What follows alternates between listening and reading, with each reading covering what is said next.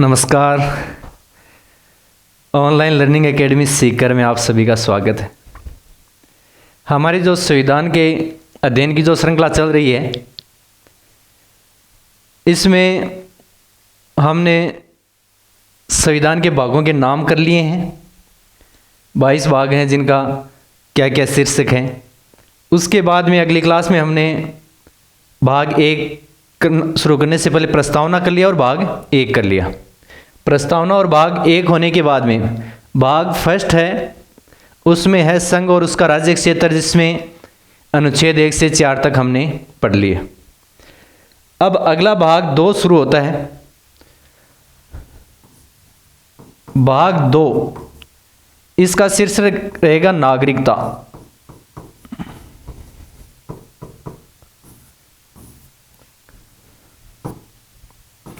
अनुच्छेद 5 से लेकर 11 तक रहेंगे। इसमें प्रत्येक अनुच्छेद का एक एक का हम देखेंगे इसमें क्या लिखा हुआ है। नागरिकता पूरा टॉपिक करवाएंगे इसमें, तो बड़ी क्लास हो जाएगी। इसमें शुरुआत में हम केवल अनुच्छेदों का परिचय कर रहे हैं।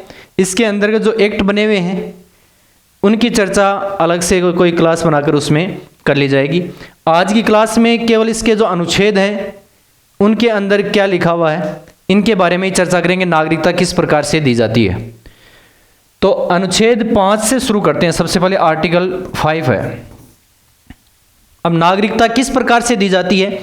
भारत के संविधान में नागरिकता दी जाती है अधिवास के आधार पर। मुख्य रूप से अधिवास है। अधिवास से यानी एक होता है निवास और एक होता है अधिवास। निवास करने वाले लोग बाहर के भी होते हैं और यहाँ के भी हो सकते हैं। अधिवास का मतलब है जो स्थायी रूप से यहाँ भारत में रहने का इच्छुक है, उसको अधिवास बोलते हैं। विदेशी लोग भी रहते हैं, निवास तो वो भी करते हैं, लेकिन वो यहाँ परमानेंट रहने के इच्छुक नहीं होते हैं। और जो यहाँ परमानेंट रहना चाहता है उसको बोलते हैं अधिवास। सबसे ज़्यादा जो नागरिकता दी जा रही है, दी गई है, वो अधिवास के आधार पर दी गई है। जो व्यक्ति भारत में बसना चाहता है, रहना चाहता है, उसी को नागरिकता दी जाती है यदि वो अपनी शर्तें पूरी करते हैं। तो जब संविधान लागू हुआ उस टाइम में 26 जनवरी 1950 को हमारा संविधान लागू हुआ।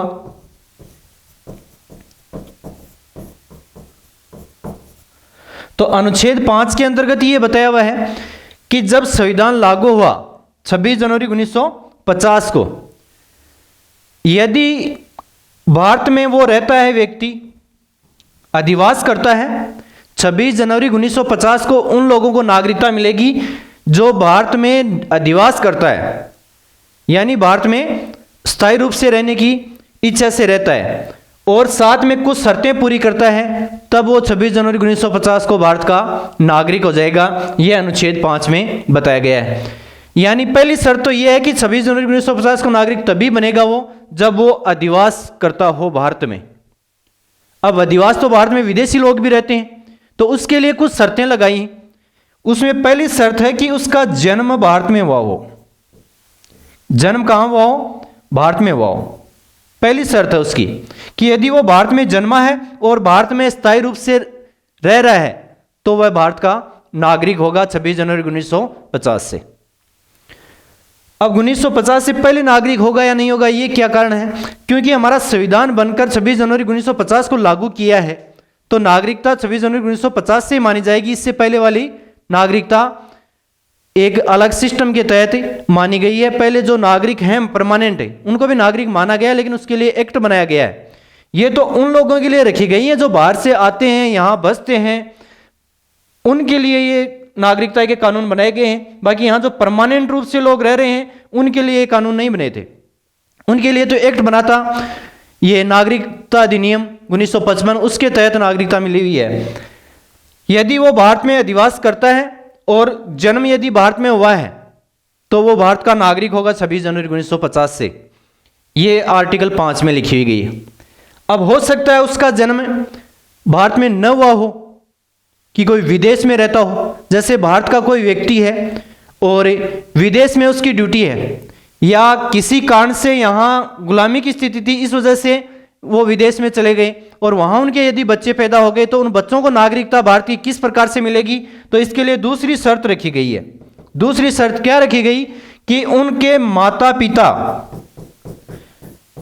यदि खुद का जन्म भारत में नहीं है और भारत में स्थायी रूप से अधिवास कर रहा है, उसके माता या पिता में से किसी एक का जन्म भारत में हुआ होना चाहिए, तब वो भारत का नागरिक होगा। माता पिता में से न हो तो मातामह या पितामह, मातामह और मातामही, मातामह या मातामही यानी उसके माता की तरफ से यानी नाना और नानी में से किसी का जन्म भारत में हुआ होना चाहिए। शर्तें लगा रखी हैं, या तो खुद का जन्म होना चाहिए, पहली कंडीशन तो यह है। यदि खुद का जन्म भारत में नहीं हुआ, खुद का जन्म विदेश में हो गया कि उसके माता पिता में से कोई बाहर रहते थे, उनके लोगों के लिए ये नागरिकता देनी जरूरी थी।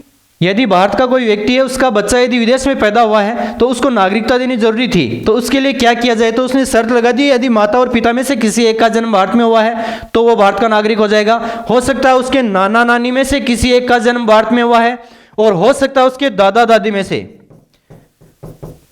पितामह या पितामही, इनमें से किसी एक का जन्म भारत में हुआ। यानी 6 लोगों का नाम दे दिया, या तो खुद का जन्म भारत में होना चाहिए, पहली शर्त तो ये रख दी कि यदि खुद का जन्म भारत में है और भारत में रह रहा है तब वो भारत का नागरिक होगा। दूसरी शर्त लगा दी, यदि उसके पिता या माता में से, या उसका दादी या दादा में से, या नानी या नाना में से किसी एक का जन्म यदि वो भारत में हुआ है तब वो भारत का नागरिक होगा। ये उसकी दूसरी शर्त थी। इसी के अंतर्गत तीसरी शर्त रख दी। तीसरी शर्त क्या रख दी, जैसे कोई विदेश का व्यक्ति है, कोई अंग्रेज है, उस टाइम में अंग्रेजों ने भारत छोड़ा ही था, तो कोई अंग्रेज यदि यहाँ परमानेंट भारत में रहना चाहता है तो उसको नागरिकता किस प्रकार से मिलेगी, क्योंकि अंग्रेजों का न तो खुद का जन्म भारत में हुआ है और ना ही उसके दादा का, नाना का, वो भी कोई भारत में पैदा नहीं हुए, तो उनको नागरिकता किस प्रकार दी जाए। तो उसके लिए तीसरी शर्त लगा दी गई, यदि कोई व्यक्ति 5 वर्ष से भारत में रह रहा है, 26 जनवरी 1950 से पहले यदि वो 5 वर्ष से भारत में रह रहे हैं और वर्तमान में भी भारत में रहता है तो उसको नागरिकता दे दी जाएगी। अनुच्छेद 5 के तहत इस प्रकार से 3 तरह से नागरिकता दी गई है।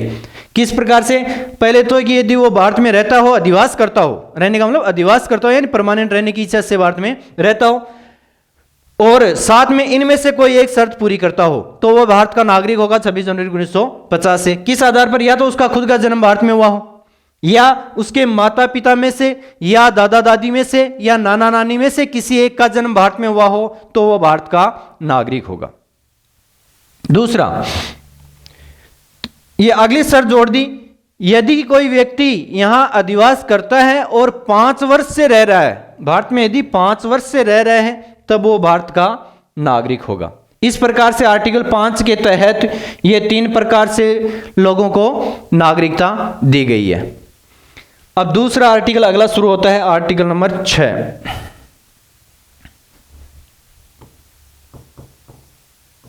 इसमें क्या दे रखा है, इसमें यह दे रखा है कि कुछ व्यक्ति पाकिस्तान से भारत में प्रव्रजन किया था, यानी पाकिस्तान छोड़कर भारत में आ गए। पाकिस्तान से भारत को प्रव्रजन करने वाले,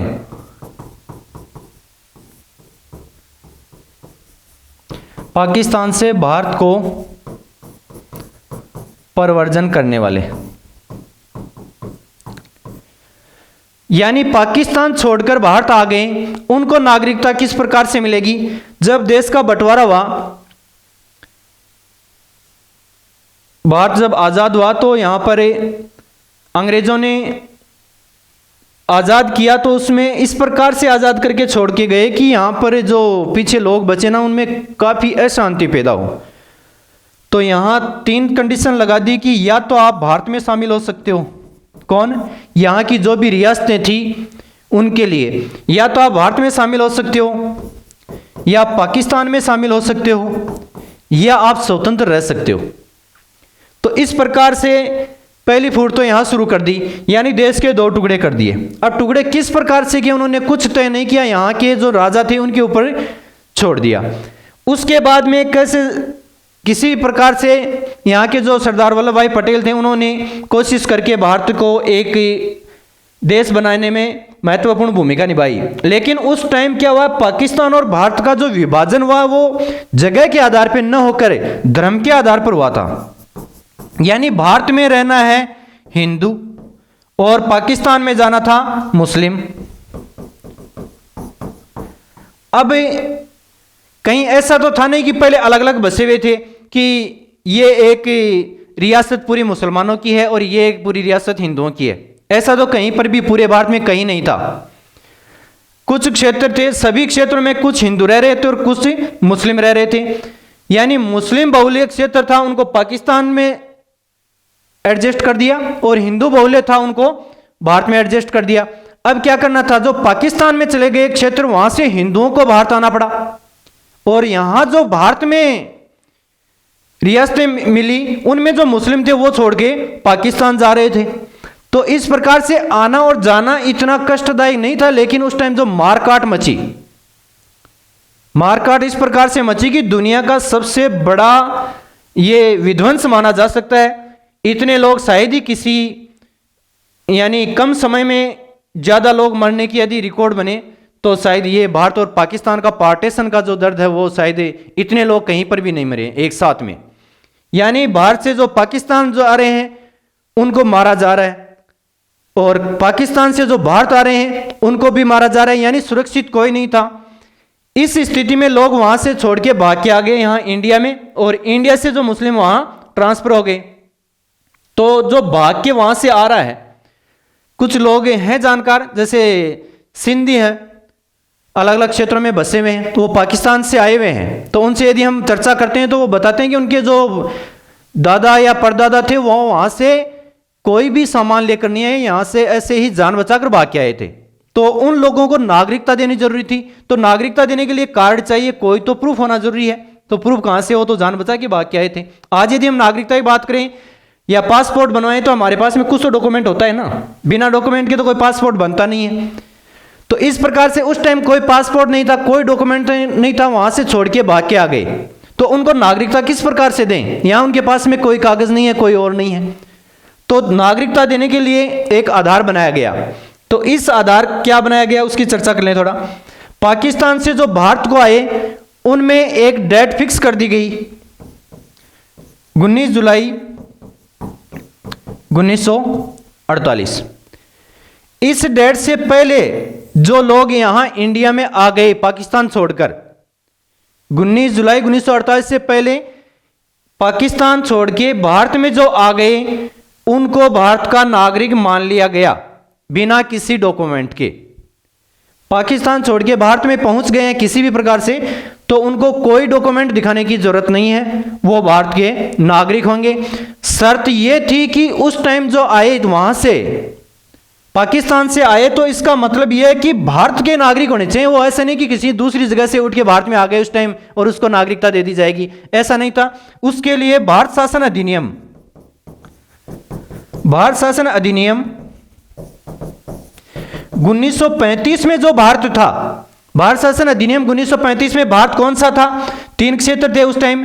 वर्तमान का भारत था, प्लस पाकिस्तान है जो वर्तमान में, और साथ में बांग्लादेश। इन 3 क्षेत्रों से मिलकर, यानी 1935 का भारत कौन सा था, जो वर्तमान भारत है, पाकिस्तान और बांग्लादेश है, यह पूरा क्षेत्र भारत माना जाता था। तो 19 जुलाई 1948 से पहले कोई व्यक्ति भारत आ गया, लेकिन उसका जन्म इन क्षेत्रों में से ही हुआ होना चाहिए। ऐसा नहीं कि कोई चाइना से उठ के भारत में आ गया और उसका फायदा उठा ले, या कोई ईरान से उठ के भारत में आ गया उस टाइम, तो उसको नागरिकता, उनको नागरिकता नहीं मिलेगी। नागरिकता किन को मिल रही है, जो 1935 के शासन अधिनियम में जो भारत था, यानी इस क्षेत्रों में तो उनका जन्म होना चाहिए और वो भारत में अधिवास करने लग गया, तो उनको नागरिकता दे दी जाएगी। कहने का मतलब है कि जो क्षेत्र पाकिस्तान में आ गए, उनसे उठ के भारत में आ गए, या जो पूर्वी पाकिस्तान था, यानी अब जिसको बांग्लादेश बोलते हैं, उनसे उठ के जो व्यक्ति भारत में आ गए उनको नागरिकता दे दी जाएगी। शर्त यह रखी, यदि उन्हें 19 जुलाई 1948 से पहले भारत आ गए तो उनको कोई कागज दिखाने की जरूरत नहीं है, उनको नागरिकता दे दी गई।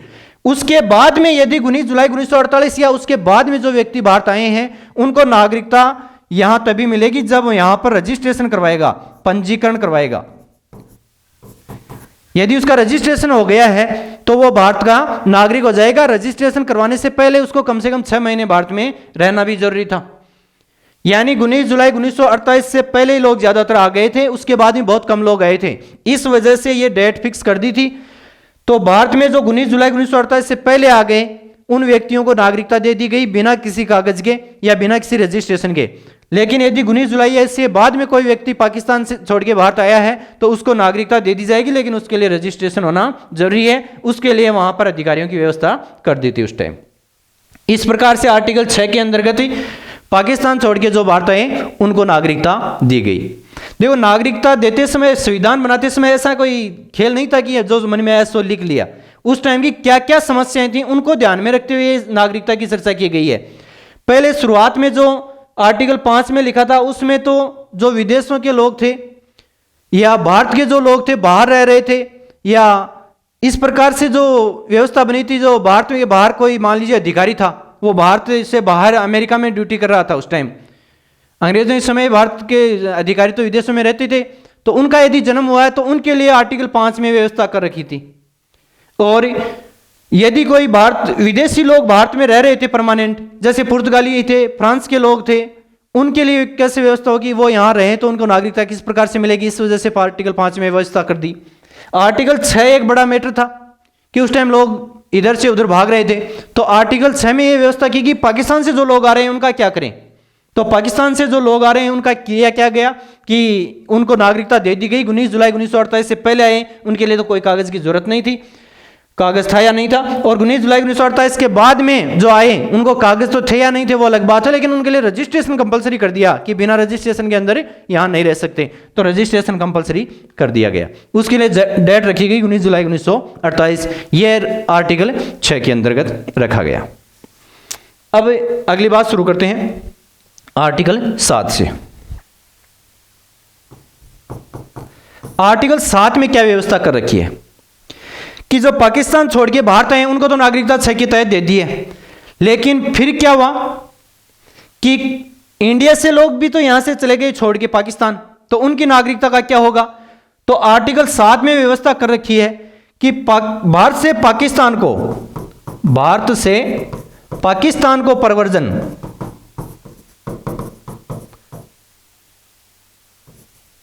भारत से पाकिस्तान को प्रव्रजन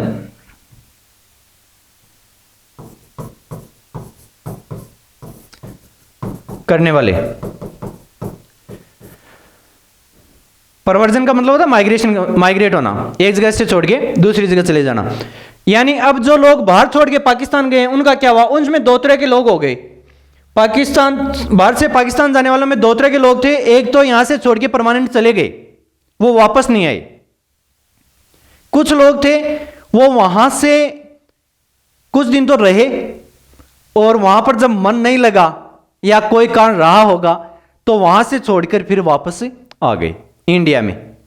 यानी भारत से पाकिस्तान चले तो गए पहले, कुछ लोग वहां रह गए और कुछ वहां से वापस भारत में आ गए। ऐसे लोगों की नागरिकता के लिए क्या किया जाए, तो ऐसे लोगों की नागरिकता के लिए आर्टिकल 7 रखा गया। आर्टिकल 7 में क्या व्यवस्था कर रखी है कि यदि कोई व्यक्ति 1 मार्च 1947 के बाद में यहां से पाकिस्तान गया है, 1 मार्च 1947 के बाद में यदि पाकिस्तान चला गया तो उसको भारत की नागरिकता नहीं मिलेगी। 1 मार्च 1947 को भारत छोड़ के यदि चला गया तो उसको भारत की नागरिकता नहीं मिलेगी।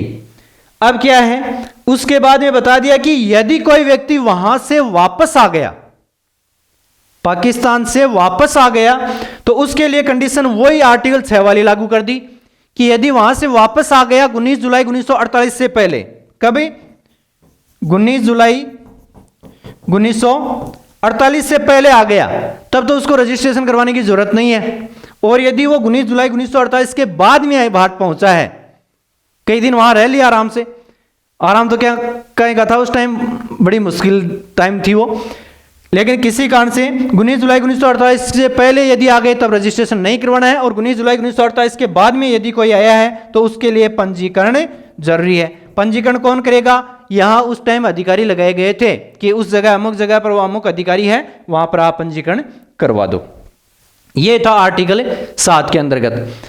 आर्टिकल 5 हो गया, आर्टिकल 6 हो गया। आर्टिकल 7 पाकिस्तान से जो भारत से चले गए थे उनके बारे में, चले गए उनको नागरिकता नहीं मिली कि यहां पहले थे कि उनको नागरिकता दे दी जाए, ऐसा नहीं था। यहां से छोड़ के चले गए, उनको नागरिकता नहीं मिली है।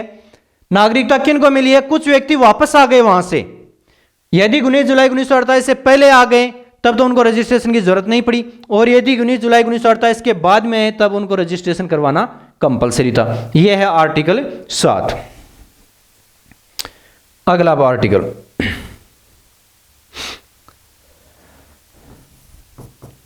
अनुच्छेद 8। इसमें क्या दे रखा है? इसमें दे रखा है कि विदेश में रहने वाले व्यक्ति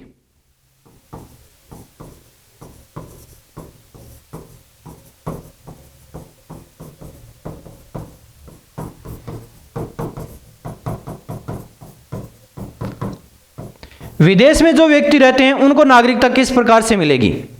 हो सकता है किसी व्यापार की वजह से गए हुए हों और वहां रह गए हो, या भारतीय मूल के जो व्यक्ति हैं उनको नागरिकता किस प्रकार से मिलेगी, इसके बारे में यह आर्टिकल 8 में दे रखा है।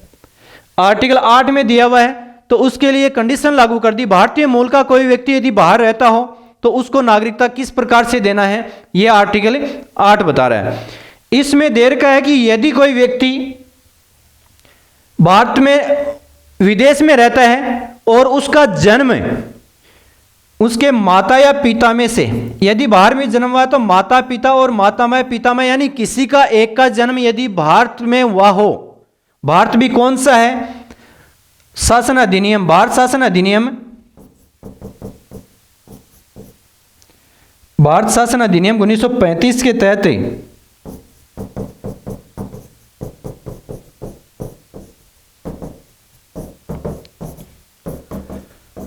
1935 में जो परिभाषित भारत है, परिभाषित भारत कौन सा है? जो भारत है, पाकिस्तान है, बांग्लादेश है, इनमें से परिभाषित भारत में से कोई व्यक्ति का जन्म उसके माता पिता या उसके कोई रिश्तेदार का, यानी रिश्तेदार का मतलब उसी वंश का जन्म यदि भारत में हुआ है, भारत में किस में?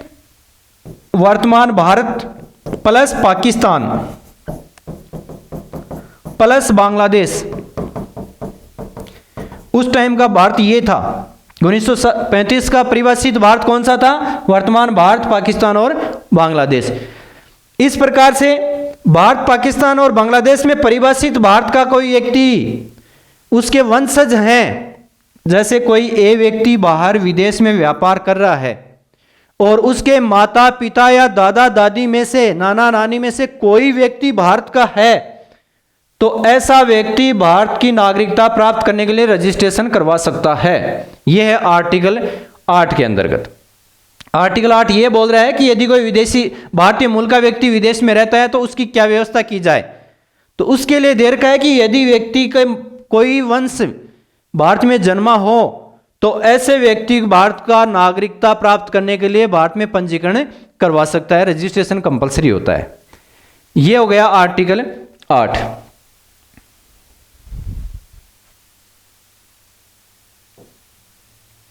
देखो आर्टिकल 5, आर्टिकल 5 में दे दिया कि वो भारत में अधिवास करता हो प्लस उसका जन्म हुआ हो या उसके माता पिता उनमें से किसी एक का जन्म हुआ हो, तो इस प्रकार से वो भारत का नागरिक बन जाएगा। दूसरा आर्टिकल 6 है, भारत से ये पाकिस्तान से भारत जो आ रहे हैं, पाकिस्तान से भारत आ रहे हैं, उनको नागरिकता के बारे में चर्चा कर रखी है। आर्टिकल 7 में भारत से पाकिस्तान जो गए हैं उनकी नागरिकता की बात कर रखी है, यानी पाकिस्तान से भारत छोड़ के पाकिस्तान चले गए और कुछ वापस आ गए, चले गए, उनकी नागरिकता कैंसिल कर दी है, कोई नागरिकता नहीं है, और वहां रहकर वापस यदि आ गए तो उनकी नागरिकता की व्यवस्था कर रखी है। 8 में भारतीय मूल का कोई व्यक्ति विदेश में रह रहा है तो उसकी नागरिकता की व्यवस्था कर रखी है। भाग 9 में, सॉरी आर्टिकल 9 में, ये अनुच्छेद है, अनुच्छेद 9 में क्या व्यवस्था कर रखी है उसकी चर्चा कर ले। अब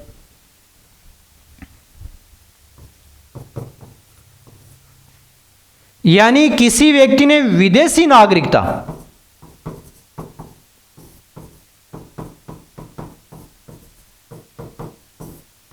विदेशी नागरिकता यानी यानी भारत का व्यक्ति है जिसके पास में मान ले भारत की नागरिकता है और उसने दूसरे देश की नागरिकता ग्रहण कर ली, जैसे किसी व्यक्ति ने अमेरिका की नागरिकता ग्रहण कर ली या दुबई की नागरिकता ग्रहण कर ली, इसी प्रकार से किसी दूसरे देश में चला गया और वहां की यदि नागरिकता अपने आप ग्रहण कर ली, अपनी इच्छा से ग्रहण की है।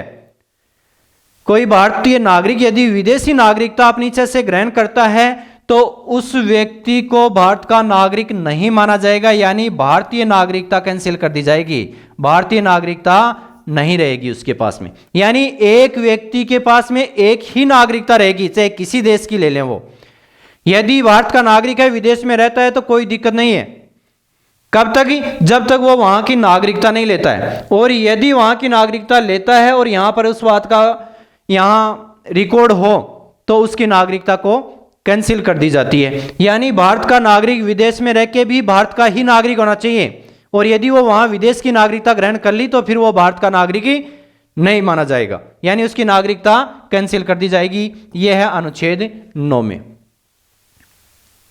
उसके बाद में आता है अनुच्छेद 10। अब जो आर्टिकल 5, 6, 7, 8 इसके तहत और 9, 7 में, इनके तहत किसी व्यक्ति को यदि नागरिकता मिली हुई है, 5, 6, 7, 8 में, 9 में तो नागरिकता हटाई गई है, इसके तहत किसी भी व्यक्ति को यदि नागरिकता मिली हुई है तो उसकी नागरिकता बनी रहेगी, किसी आधार पर उसकी नागरिकता हटाई नहीं जाएगी। यानी यदि वो कोई भी एक शर्त पूरी करता है, एक बार यदि वो शर्तें पूरी हो गई तो वो नागरिक बने रहेंगे, यानी उसकी नागरिकता क्या होगी? बनी रहेगी, नागरिकता बनी रहेगी, उसकी नागरिकता वापस हटेगी नहीं। यदि उसने पिछले जो आर्टिकलों में हमने पढ़ा है कि उसका जन्म भारत में हुआ, उसके माता पिता में से किसी का जन्म भारत में हुआ हो, या वो 5 साल से भारत में रह रहा है और यदि वो बाहर से आया और उसका रजिस्ट्रेशन करवा रखा है, इस आधारों पर किसी भी आधार पर यदि उनको नागरिकता मिली हुई है तो ये नागरिकता बनी रहेगी, किसी आधार पर इसकी नागरिकता छीनी नहीं जा सकती। ये आर्टिकल 10 के अंतर्गत है। अगला है आर्टिकल 11। आर्टिकल 11 में संसद को पावर दे रखा है। आर्टिकल 11 में किसको पावर दे रखा है? संसद को। संसद को पावर यह दे रखा है कि संसद नागरिकता से संबंधित कोई भी कानून बना सकती है।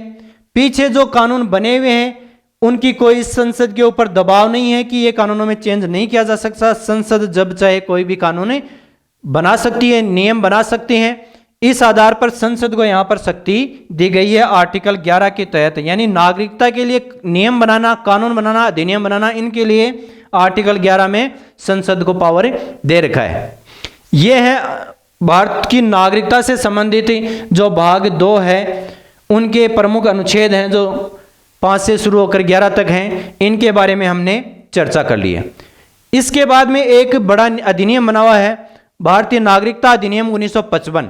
वो भी एक इम्पोर्टेंट, ये पढ़ने की दृष्टि से महत्वपूर्ण है, तो जब कभी टाइम मिलेगा तो वो उसकी क्लास भी डालने की कोशिश करेंगे। आज के लिए इतना ही। धन्यवाद। जय हिंद।